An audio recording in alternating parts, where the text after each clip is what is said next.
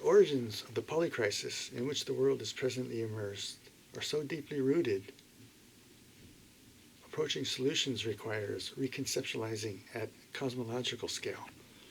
We inherited a dualistic cosmology that posits a universe out there and a perceiving mind in here with an insurmountable gap between them.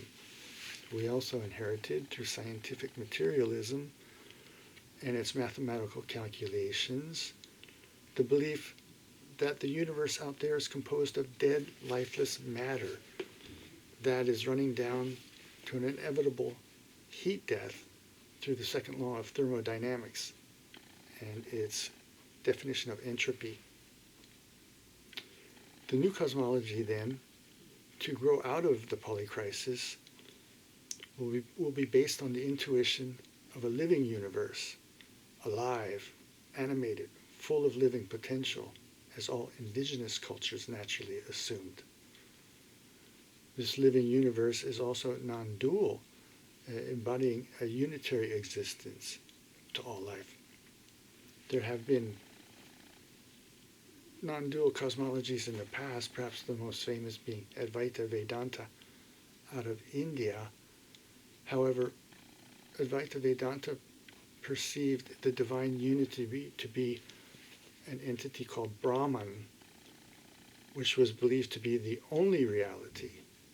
That made it a world-denying cosmology because it conceived of embodied human existence on Earth, for example, to be illusory, based on ignorance of Brahman.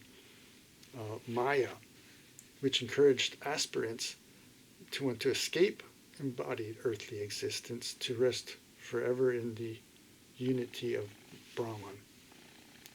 In the early 20th century, however, a philosopher sage out of India who was educated in the West at Cambridge, named Sri Aurobindo, had an epiphany where he perceived the divine unity of Brahman to be just as real as its manifestations, including embodied earthly life.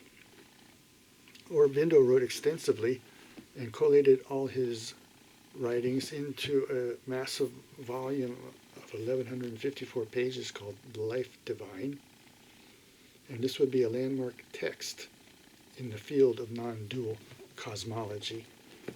More recently, there's been a vigorous conversation underway in the scholarly journals laying the foundation for a new metaphysical non-dual metaphysics named Cosmopsychism. I'm really excited about Cosmopsychism because it's an extension of panpsychism, or the intuition of a living universe. However, whereas panpsychism designates the ontological ultimates, or the ultimate level at which consciousness can be found to reside at subatomic scale, Cosmopsychism goes in the other direction and claims that there is only one ontological ultimate, and that is the universe itself as a whole. Cosmopsychism I consider it to be have a rich potential for laying the foundation for a new cosmology to emerge out of the polycrisis as a contribution to solving the epistemological errors of that have led to the polycrisis. I'm excited about Cosmopsychism and intend to use that as the foundation for my coming dissertation. However, I want to go a step further than what's been described so far in the journals, in that I want to actually formulate a methodology whereby Cosmopsychism, or the divine unity, can be experienced phenomenologically in our own personal life experience. This, I think, offers tremendous opportunities, because if the universe can be seen as flowing through us, up and out instead of out there, it offers a different way of experiencing will, for example.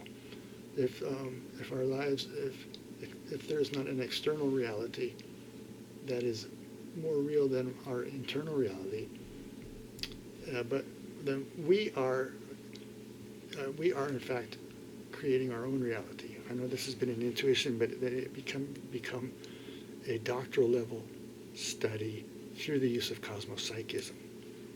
So that's my intuition and my introduction for now. Thank you.